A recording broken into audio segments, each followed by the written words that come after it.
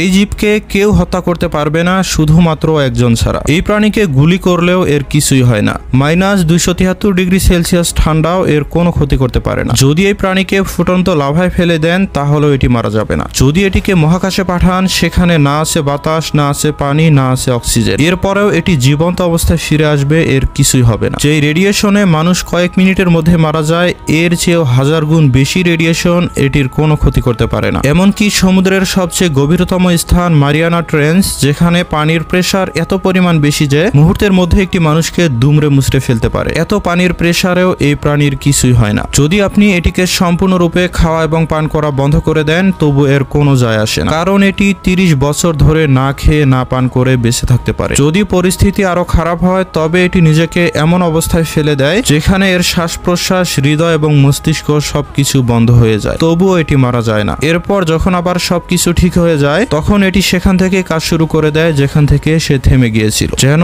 এর কিছুই হয়নি। অবশ্যই তিনি সেই মহান আল্লাহ রাব্বুল আলামিন, যার নির্দেশে এই প্রাণীটি মারা যায়।